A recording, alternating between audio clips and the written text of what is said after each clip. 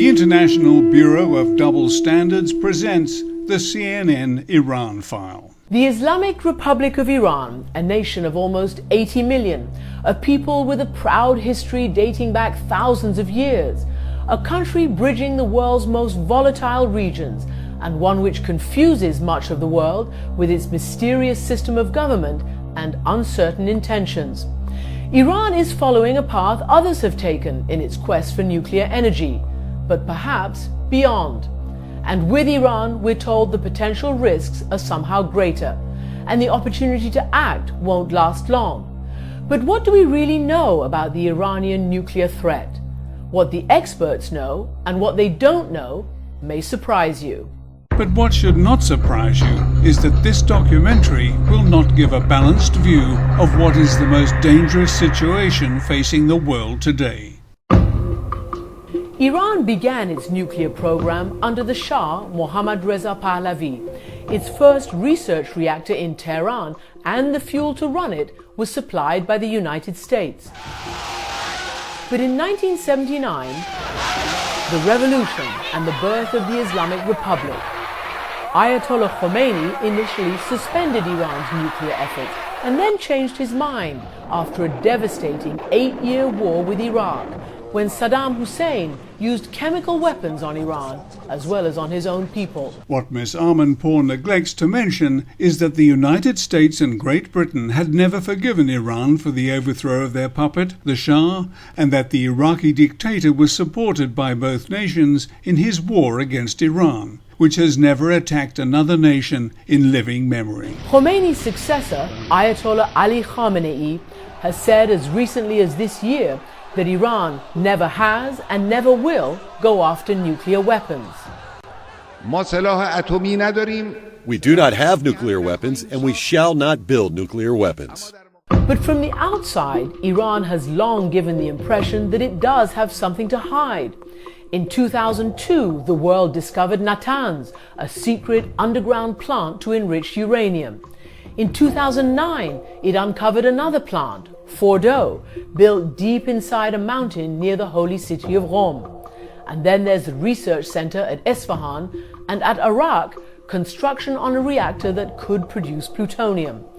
And finally, the conventional military site at Parchin, where the UN nuclear watchdog, the IAEA, alleges that Iran may have carried out nuclear-related explosive tests in the early 2000s. Get that?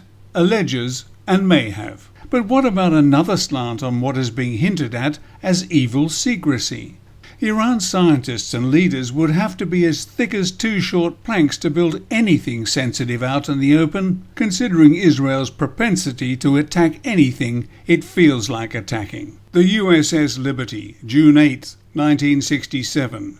Iraq's nuclear reactor near Baghdad, 7th of June, 1981. Syria's Al-Quba nuclear facility, September 6, 2007.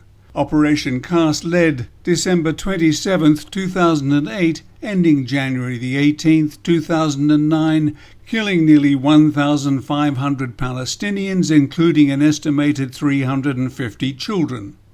The attack on the Gaza Freedom Flotilla, May 31, 2010, in international waters, and the cold-blooded murder of 9 Turkish men. Yes, very sensible for Iran not to leave anything lying about for the Israelis to have a crack at, not to mention Iran's foresight in burying its nuclear facilities underground, in the light of Japan's Fukushima disaster and the way that the United States, Britain and Israel have been peppering the Middle East with so-called depleted uranium, which causes birth defects like these. But all that the tunnel-visioned IAEA and apparently CNN seem to care about is what Iran might be getting up to. Iran is not telling us everything. As opposed to Israel, who's telling them nothing. We are asking Iran to engage with us proactively. We categorically reject that any of the military sites are related to nuclear activities. But uncertainty lingers. Of course it does, because the international bullies thrive on uncertainties. But as the next section of the original program was full of fairly predictable statements and unprovable speculation, I'm going to jump ahead a little and we'll hear what Robert Kelly, a former IAEA chief inspector in Iraq, has to say about Iran and its obligations. They have a legal binding treaty type agreement with the state that says you tell us what facilities you have, what material you have, and we will come and inspect them and verify that you're telling us the truth. IAEA is not for you to just run around the country and ask questions. So as much as I hate to say it, the Iranians are correct in saying that the IAEA has no right to ask some of the questions they're asking, and they have no right to go some of the places they're asking to go. There is an additional protocol to the NPT. That protocol gives the IAEA even more authority to inspect sites. From 2003 to 2005, the Iranians voluntarily agreed to this higher standard, the additional protocol. But when they didn't get anything in return for the United States, Iran stopped adhering to that additional protocol. So what Iran does today is it adheres to the letter of the law of the NPT treaty and does not do anything extra. We have total suspicion of the Americans and Western intentions. So what do you want to hear them say? Well, Iran's right to use fully all of its possibilities under NPT. So the right to enrich and the right to continue a civil program. And then they should ask us for more transparency. That's fantastic. We agree with that. The best thing is that we take steps which leads to whatever they say, adding the confidence, and also it will give us also the confidence. The lack of confidence is both ways. Ordinary Iranians absolutely, by and large, support the nuclear program for peaceful purposes, and some actually support it for nuclear weapons as well. When I was in Iran last year, I heard from a number of people saying, well, why shouldn't we have the nuclear bomb? And I'm not talking about people who are regime supporters. I'm talking about ordinary Iranians who might not even like the regime. A lot of people in America don't realize the president of Iran is not the commander-in-chief. President Ahmadinejad does not have the military reporting to him. The supreme leader does. It's his decision to suspend uranium enrichment if Iran ever does that, and it did it once in the past. It's his decision to expand enrichment. There is a belief in Washington, I think a very deeply held one, that Iran either has nuclear weapons today or is determined to get them. The current Supreme Leader, Ayatollah Khamenei, and the former Supreme Leader, Ayatollah Khomeini, have both ruled that the pursuit of weapons of mass destruction, including nuclear weapons, is un-Islamic. It is forbidden in Islam. Iran's Supreme Leader the other day again mentioned his fatwa against nuclear weapons. He called it, again publicly, a great sin.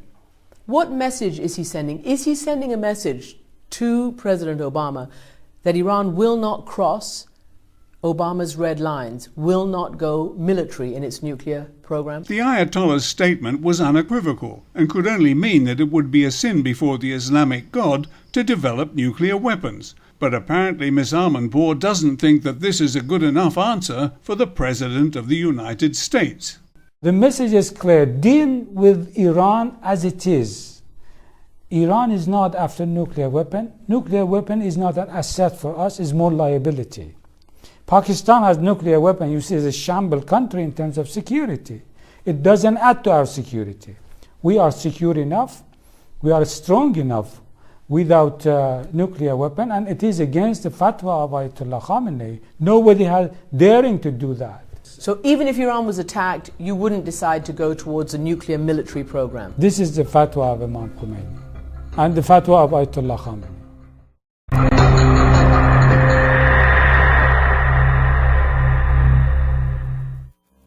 The threat of a nuclear-armed Iran has sparked not just suspicion, but fear and loathing, truths and lies, from Israel to the Arab world, from Europe and the United States. And recently, a new phenomenon, what one expert is calling mainstreaming war. In other words, talking so often and so publicly about attacking Iran's nuclear facilities that all of a sudden the idea becomes normal, even inevitable. The West says Iran has the right only to a peaceful nuclear program. And as yet, neither American, Israeli, nor European intelligence agencies believe that Iran has made a decision to actually go for a nuclear weapon. So what if there is a preemptive strike on an unproven program? Israel and the United States seem to have different red lines. My policy here is not going to be one of containment. My policy is prevention of Iran obtaining nuclear weapons. We're determined to prevent Iran from developing nuclear weapons. We leave all options on the table. But the Israeli government has gone a step further, now saying that Iran must be stopped before it acquires the capability to produce a weapon. Israel says Iran will cross one red line in 2012, where Israeli military intervention will no longer be an option to stop what it believes are Iran's ambitions. None of us can afford to wait much longer. This notion that somehow we have a choice to make in the next week or 2 weeks or month or 2 months is not borne out by the facts. Since the 1979 revolution, the Islamic Republic has backed the Palestinians, and fiery rhetoric from the current president, Mahmoud Ahmadinejad, makes a tense situation even worse. President Ahmadinejad's rhetoric is fiery, but Prime Minister Netanyahu's goes unremarked. Despite Ahmadinejad's persistent provocations, President Obama still persists on the diplomatic track. And in the words of the great John McEnroe, "You cannot be serious!" no matter what Obama might be saying here, leading the international community in imposing vicious sanctions against the population of another nation is anything but diplomatic. But the threat of an attack on Iran still looms.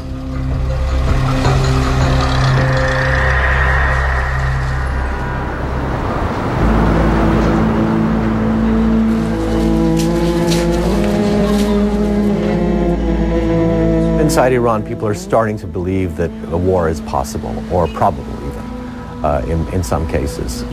People don't see a way out right now because they don't believe that the Iranian regime is going to give in to the West. They also don't believe that there's anything the Iranian regime can really do that will satisfy the West. The Prime Minister of Israel believes that Iran has a nuclear weapons intent and one that will be aimed at Israel. Is Iran preparing for war? We are fully prepared to defend ourselves. And everybody knows in the region that Iran is not an aggressor, but Iran is a fierce defender. I think the real bomb is not the atomic bomb of Iran. The real bomb is the great failure of Israel to prove its legitimacy and to define a meaningful relation in the region. Meantime, everybody talks about what President Ahmadinejad said a few years ago, that Israel should be wiped from the face of the map. It is outrageous that this proven mistranslation is still being used by mainstream media commentators, and I'm almost certain that Mohammad Laranjani's initial response has been edited out of this section. People believe that that means militarily. Is that what the president meant? Is that Iran's intent? No, definitely not. I think neither president meant that, nor it is a policy of Iran. The real concern the Israelis have, and this is real, I disagree with it, but it is real, is that Iran, even with a protected nuclear capability, that's essentially a nuclear capability that can't be bombed, is a threat to Israel's preferred national security strategy to use force whenever, wherever, and in whatever proportion it wants against its neighbors. So it means, in plain English, if Israel wants to bomb Gaza, or if Israel wants to bomb Hezbollah, they'd have to think twice about it. That is one of the most succinct and accurate summaries of the Israeli position that I have heard, and I am surprised that Christine Amanpour and her producer included it in the program. Perhaps they didn't quite understand what it meant. So here's my interpretation. Iran, with or without nuclear weapons, is the only nation in the Middle East capable of countering Israel's aggressive behavior towards its neighbors. And as Shakespeare might have put it, isn't that something devoutly to be wished? There followed, in the original program, the usual analyses about how Israel might go about attacking Iran, windows of opportunity and that kind of thing, and the section ended with a warning. اما در مقابل تهاجم دشمنان Should the enemy be aggressive towards us, whether the United States or the Zionist regime, we will respond and reciprocate proportionally. If somebody thinks in the world that by attacking Bushehr or other places in Natanz or Fordow, then Iran will be deprived or delayed for 10, 20 years in their progress in the development of nuclear technology, they are deadly wrong. There are ways that people are concerned that Iran would retaliate if struck. Closing the Straits of Hormuz. Would you do that? Well, here I want to copy the wording of President Obama. Every possibility is on the table, so nothing should be excluded. If the United States is seen either directly or through Israel as trying to attack this critically important scientific program of an Islamic country, the reverberations against the United States and Israel, I think, will not be subdued for a generation. I think that we will see U.S. standing in the Middle East dwindle to near zero. We will be left with, at most, our alliance with Israel. I don't even think at the end of the day the Saudis would stand with us. Iranians are really very, very nationalistic people. Even those who are very, very much against the regime and would like to see the regime fall or be overthrown would hold a very negative view of the West and a very negative view of the attackers. The best strike does not necessarily stop this. Particularly the Israeli case might simply create a situation where Iran declared, we have been preemptively attacked, aggressively attacked. We now have no choice but to basically have a crash nuclear weapons effort. Analysts always look for the worst-case scenario. If attacked, Iran is likely to build its own bomb, which of course is far from being a certainty, but the obvious way of avoiding this is to stop this insane Israeli-led vendetta against Iran. Miss Armanpour then took a trip down memory lane, telling us that she was there during the disputed election, and which nation doesn't have disputed elections these days, relating this one to the so-called Arab Spring. A facile comparison which ignores the fact that Iran had its Persian Spring way back in 1953, which quickly became a 63-year-long bleak midwinter when their newly democratically elected leader, Dr. Mohammad Mossadegh, was taken out of circulation by the CIA and Britain's MI6 and replaced by the Shah, so that the rape of Iran's most valuable natural resource could continue unabated. And unabated was Miss Armanpour's badgering of the representative of a nation which is already obeying all of the IAEA's rules. What is Iran prepared to give? The equation is simple.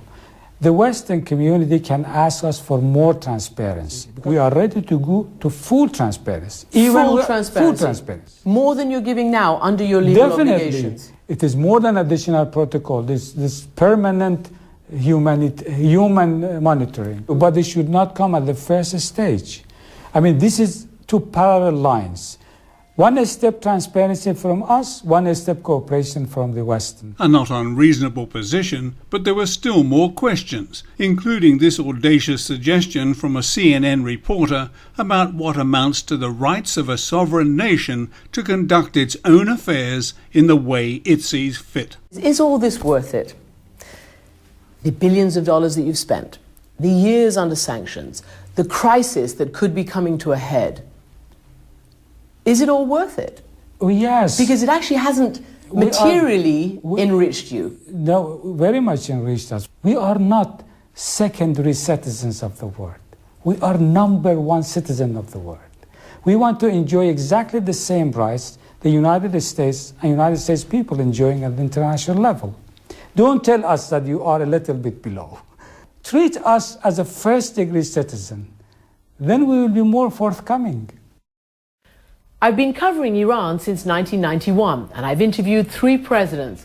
The summing up was fairly predictable. It included a repeat of the Iran must obey mantra, along with a few rhetorical questions, ending with this ominous warning. The answers might mean the difference between war and peace. The challenge is certainly one of the greatest that the world faces right now. In truth, The biggest challenge facing the world right now is the dishonesty of the mainstream media, collectively the guardians of my invented organization, the International Bureau of Double Standards. And none other than Christine Amanpour provides us with a classic example in this promo. Amanpour is back. While you have the person in front of you, you have to do your best to get information out of them. What is your feeling about gay people? What is your vision for this job? Sometimes you have to ask the same question over and over again to get to the truth. Can you assure that you will not seek another term? Will you step down? Getting answers on the issues that matter. Amanpour, tonight on CNN. But let's take a closer look at just one of those statements. Sometimes you have to ask the same question over and over again to get to the truth. On the other hand, sometimes you have to leave out the most important questions because you'd probably get fired for asking them. So, in a recent interview with Ehud Barak, a man whose finger is as close to Israel's nuclear button as anyone's, Ms. Amanpour did not ask him in what circumstances Israel would use any of its estimated 200 to 300 nuclear weapons, while Barak droned on about Iran's threatening language. I will tell you exactly what he said. He said, and others said in public many times, that the Zionist entity, it's a code name for Israel. The bottom line is that the mainstream media are telling us only what Zionist Israel and its so-called friends want us to hear. And what we are hearing most is that Israel has the right to defend itself preemptively. The Jewish state will not allow those who seek our destruction to possess the means to achieve that goal. A nuclear-armed Iran must be stopped. But make no mistake, the threat of another war in the Middle East isn't just about what might be coming, it is already having a devastating effect on many people's lives. It was George Bernard Shaw who said, if all economists were laid end to end, they would not reach a conclusion. And ironically, Shaw was a co-founder of the London School of Economics. But you don't need to be an economist to know how vital energy is, and that when the price of oil goes up, things start falling apart economically.